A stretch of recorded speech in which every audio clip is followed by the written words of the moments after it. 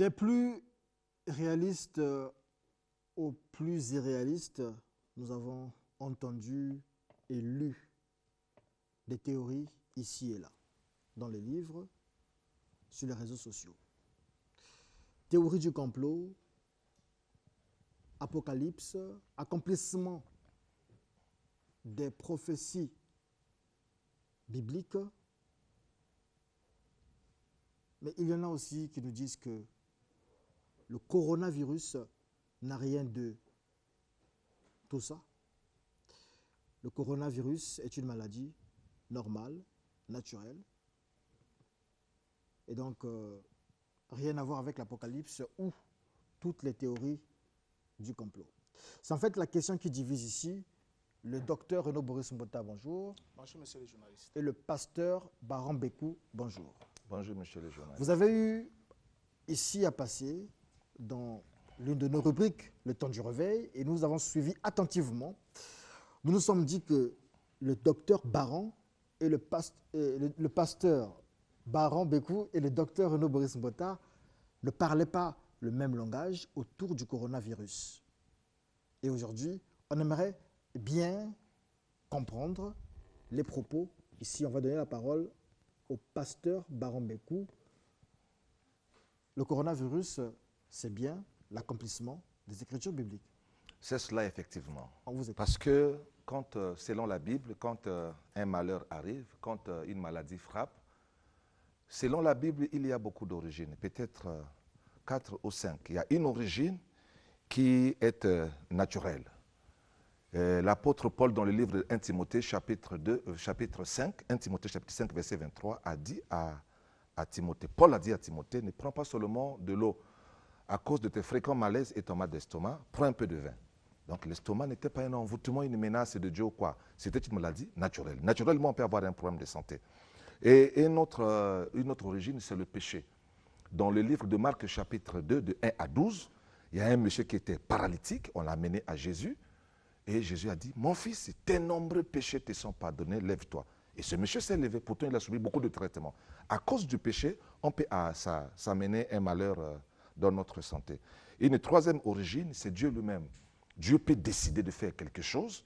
Dans le livre de Jean, chapitre 9, voilà. Et il y a une autre, la cinquième origine, c'est quand le peuple pêche, le Seigneur se retire de lui, il lui donne le dos, alors le diable profite de l'absence du Seigneur et frappe ce peuple sévèrement. C'est dans ces mots que nous allons rentrer en profondeur pour démontrer que cette pandémie a une origine spirituelle. Merci beaucoup pour les 2 minutes épuisées. Et donc, Renaud Boris Mbota, vous avez aussi 2 minutes, mais vous nous disiez que le coronavirus n'a rien à voir avec tout ça. Évidemment, le coronavirus n'a rien à voir avec tout ça. Je salue d'abord tous les téléspectateurs. Et je crois que je ne vais pas juste emmener un autre son de cloche pour paraître différent, non, mais c'est juste pour qu'on soit plongé réellement dans la réalité des Écritures. Et j'apprécie déjà l'introduction de mon cher ami qui a évoqué l'origine naturelle des mots, qui a évoqué plusieurs origines, comment est-ce que les mots viennent. Mais j'aimerais qu'on puisse répartir un peu pour poser les bases, pour savoir qu'est-ce qui a amené aujourd'hui que l'humanité tout entière puisse être sujet à ces fléaux qui ne fait pas de distinction de religion, de race, de nationalité, ainsi de suite. Pour commencer d'abord, je l'ai dit ici que cette pandémie est naturelle. Elle est naturelle pourquoi? Parce que du fait qu'elle provient d'abord, en introduction, elle provient d'abord du contact entre l'homme et les animaux, et en plus, elle touche un monde observable, donc sur le point de vue écologique. Alors, donc sur ce point, emmener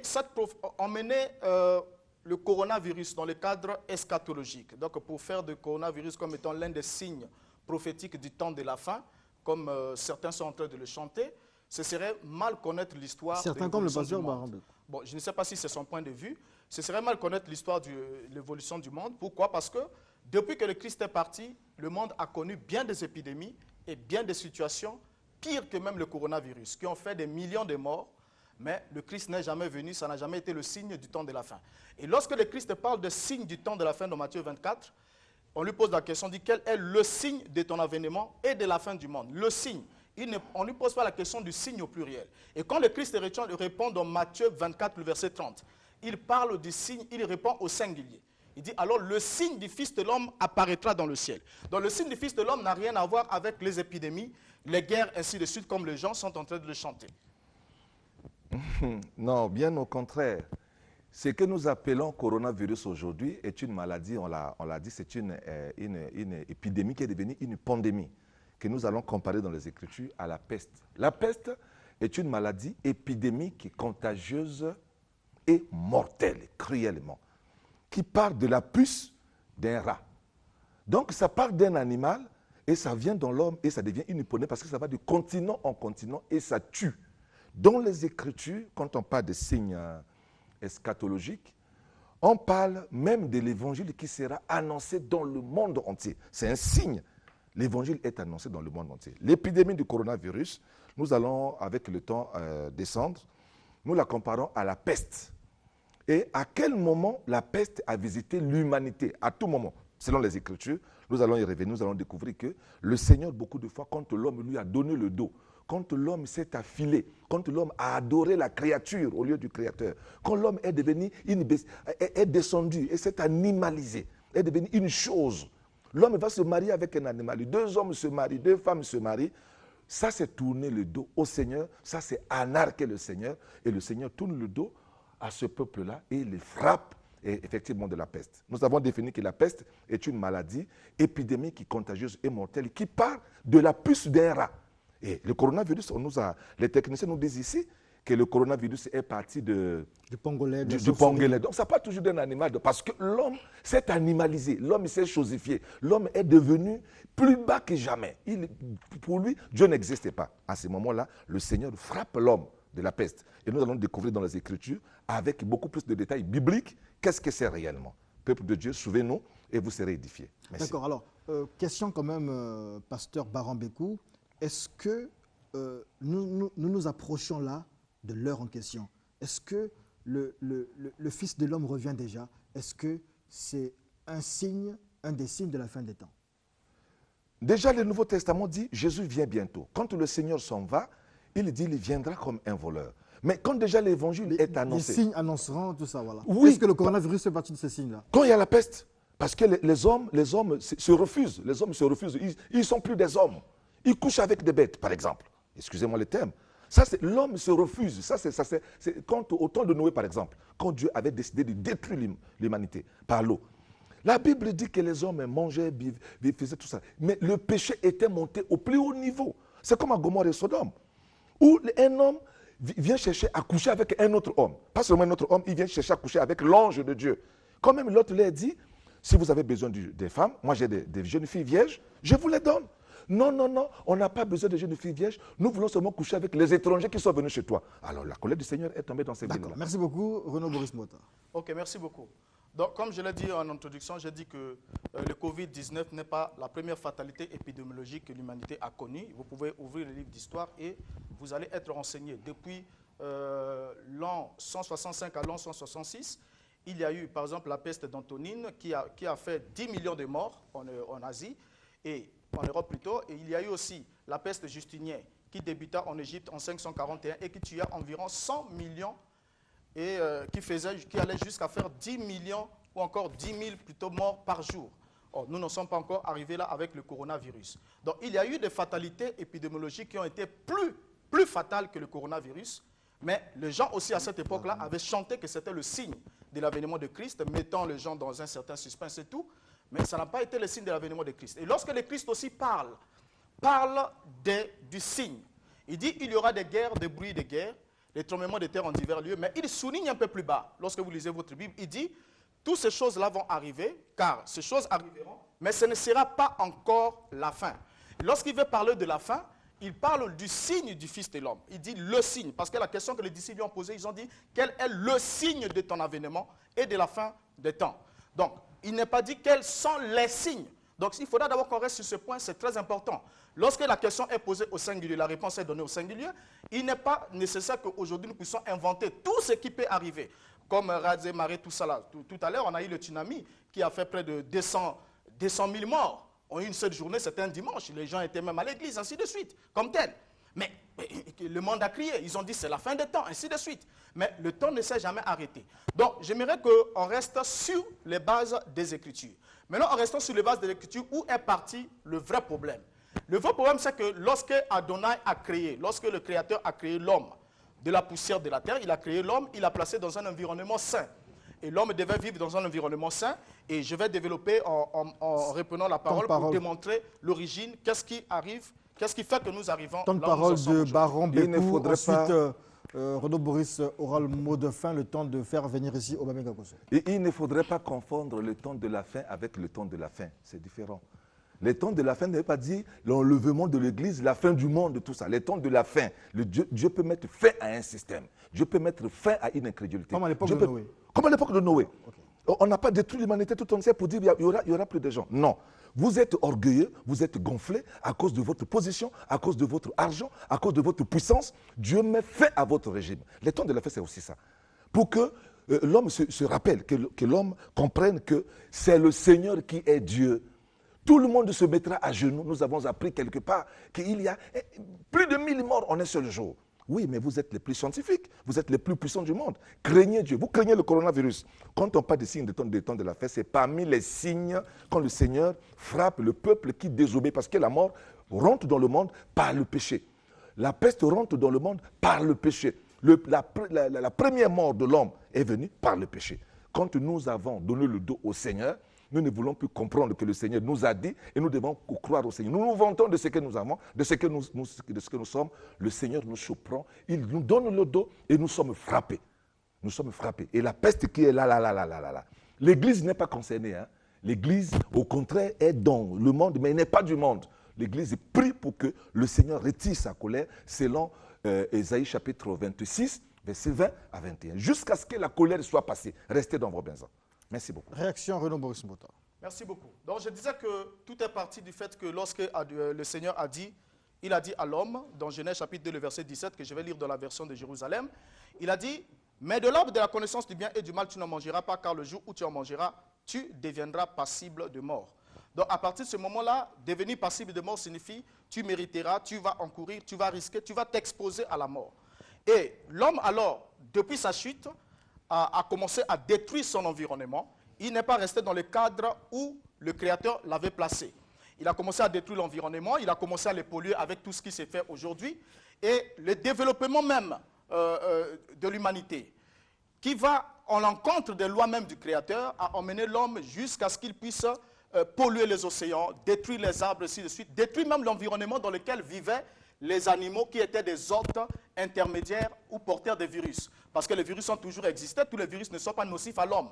Mais une fois qu'on a détruit, on a touché le domaine réservé à ces virus-là, ces virus n'ayant plus d'hôtes dans lesquels résidaient, ces virus migrent maintenant vers l'homme. Et lorsqu'ils viennent vers l'homme, ils peuvent devenir alors pathogènes et apporter de grands dommages à l'être humain.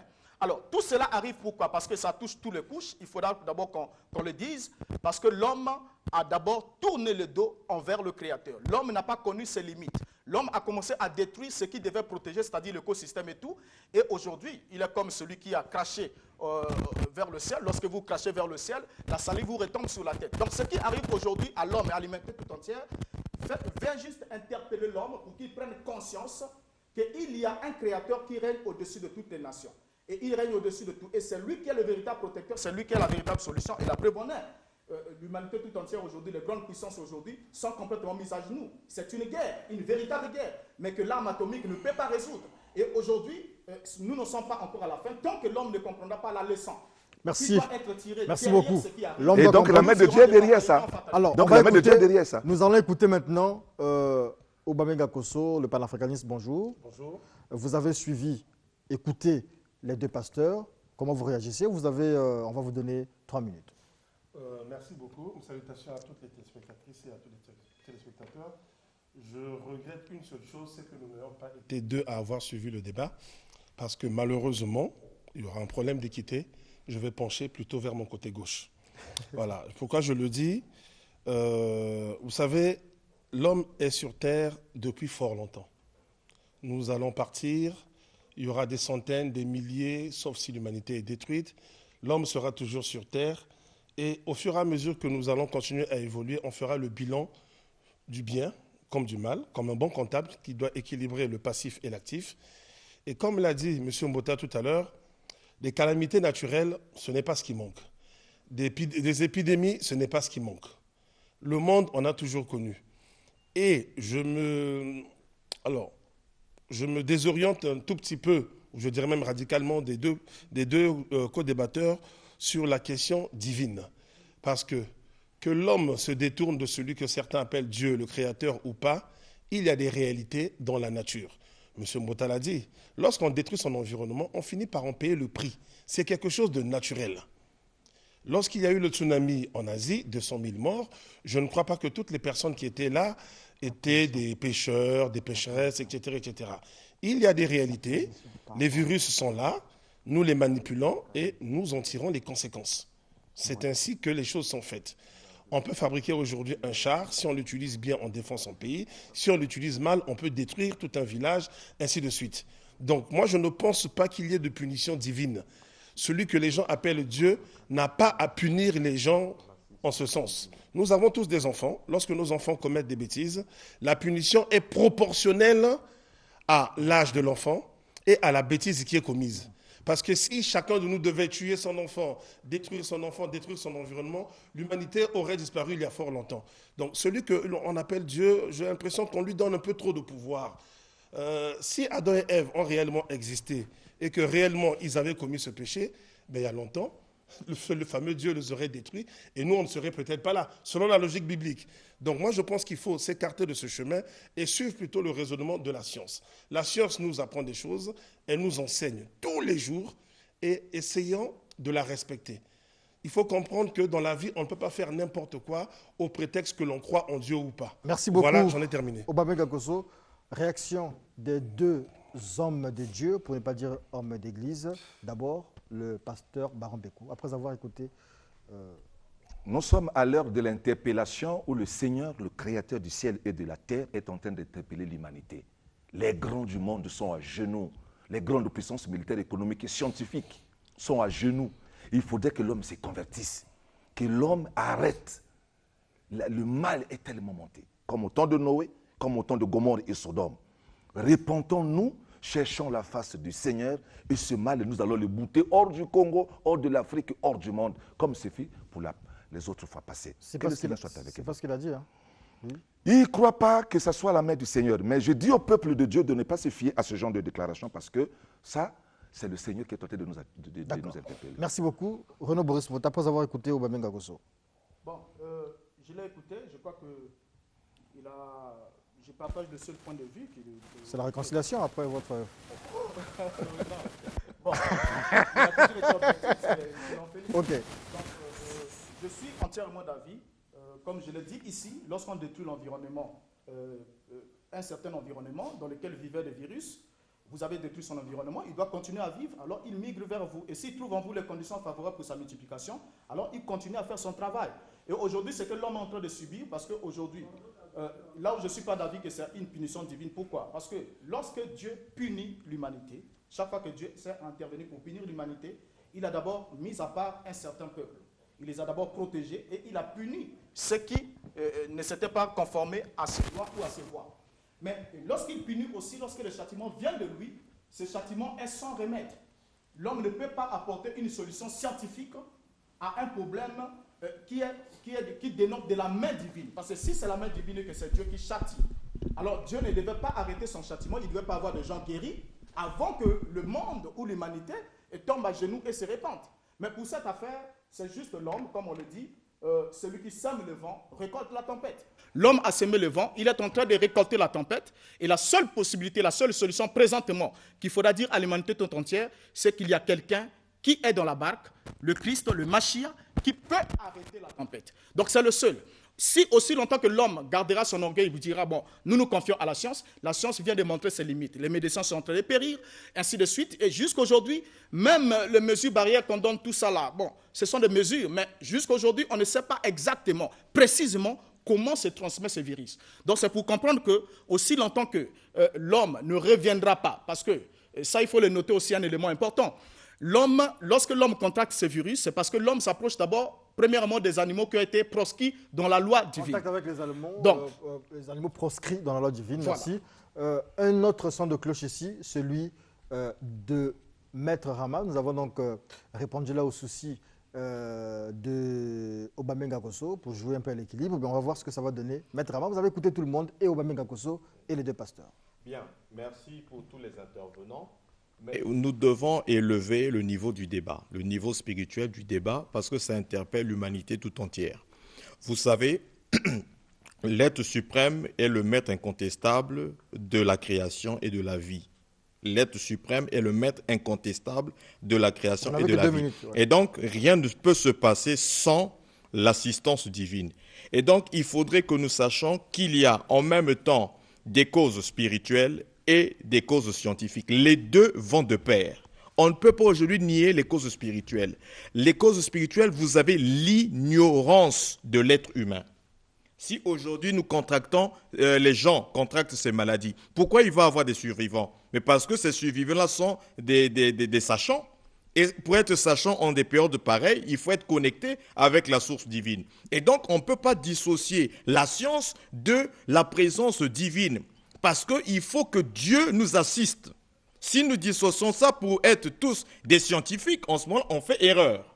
Il faudrait lier la méta à la physique, la métaphysique à la physique. Parce que tout est spirito-matériel dans notre existence. Sinon, nous devenons des scientifiques. Dans la cosmogonie Congo, Voilà. dans vous êtes guide spirituel de l'ETK, Oui. est-ce que le concept fin des temps ou fin du monde existe là-bas? Il existe des fins cycliques. Il n'y aura jamais une fin de temps en tant Alors, que telle. le sens de ce débat, c'est aussi de dire, Oui. est-ce que là, nous sommes, c'est un signe de la fin des temps, de la fin d'un cycle, par exemple? C'est une purification spirito-matérielle. Il faut le dire ouvertement, clairement et C'est un franchement. peu ce que le C'est pasteur une... Baron dit. Moi, j'utilise mes propres mots et Vous dites la même voilà. chose en réalité. Voilà, c'est une purification spirito-matérielle due à l'ignorance de l'être humain, excusez-moi, et à l'animalité de l'être humain. Merci. Merci beaucoup. Nous allons clore avec ce débat. Pasteur Baron, vous avez 2 minutes. Renaud Boris Mota, vous aurez aussi vos 2 minutes. Peuple de Dieu, que le Seigneur soit avec vous. Ne restez pas dans cette grande peur inutile, mais que le Seigneur soit avec vous parce que la peste qui est en train de visiter le monde est une alarme, est un signal que le Seigneur en veut à son peuple. Il attire l'attention du peuple, des humains, pour regarder vers lui. Parce que nous étions partis plus loin, trop loin. Ce que nous avions fait, la bestialité, l'animalité, les crimes, tout ça, le Seigneur nous a démontré que nous ne sommes rien. Les nations les plus scientifiques, les plus élevées en sciences sont à genoux actuellement. Revenons vers le Seigneur et le Seigneur reviendra vers nous. Il suffit de demeurer dans la prière, de respecter les consignes barrières. L'Église est l'unique institution au monde qui s'est habituée depuis longtemps, depuis des millénaires d'années, à ce rythme de confinement. Vivre dans les maisons en respectant, soyez dans la prière. Que le Seigneur soit avec vous. Ne tombez pas dans cet orgueil inutile, ne tombez pas dans ces égarements, en reconnaissant qu'il y a Dieu et nous devons respecter les principes de Dieu. Si on respecte les principes de Dieu, nous serons protégés. Même en Chine, là-bas, il y a des gens qui ne sont pas morts. À Wuhan, il y a des gens qui ne sont pas morts. Aux États-Unis, il y a eu 1200 et quelques les jours derniers. Il y a des gens qui sont épargnés dans les mêmes maisons parce qu'ils connaissent les principes de Dieu et les pratiques. Le Seigneur soit avec vous et qu'il bénisse le Congo, qu'il bénisse toute l'Afrique. Merci beaucoup, Renaud Boris Mota. Merci beaucoup. Et s'il y a un message que je peux adresser, c'est juste, comme je l'ai dit tantôt, que c'est un temps de réflexion parce que si le corona est arrivé, parce que rien ne peut arriver sur la terre sans que cela soit porté à la connaissance divine. Donc, l'omniscience, comme je l'ai toujours dit, l'omniscience n'inclut pas la causalité. C'est-à-dire dire que c'est Dieu qui a envoyé ce virus. Dieu ne ferait pas une chose pareille, mais l'homme est en train de récolter par rapport à ce qu'il a eu à s'aimer. Tout est volonté divine, hein? Bon, c'est votre temps de parole. Non. La volonté permissive, et il y a la volonté parfaite et il y a aussi la volonté permissive. D'accord. Donc Dieu peut permettre une chose juste à une certaine mesure, mais sans pourtant être celui qui cause cette chose-là. Il n'est Donc pas c'est dans la Satan qui cause a envoyé le totale. corona. Je ne dirais pas que c'est Satan qui a envoyé le corona, bien qu'il en soit capable. Bien qu'il en soit capable, je ne dirais pas que c'est lui. Donc c'est ni Parce Dieu, que c'est ni ici, Satan. Non, ici, comme on a dit, c'est naturel. Dieu il a laissé le virus dans les animaux. Il a dit à l'homme, tu ne t'approcheras pas de ces animaux-là. Il les a traités d'impurs. Mais l'homme a toujours défié Dieu, non seulement pour ça. Il a défié dans plusieurs cas, comme vous venez de le citer. Il y a l'homosexualité, il y a la bestialité, il y a toutes ces choses-là qui se font au niveau de l'Occident.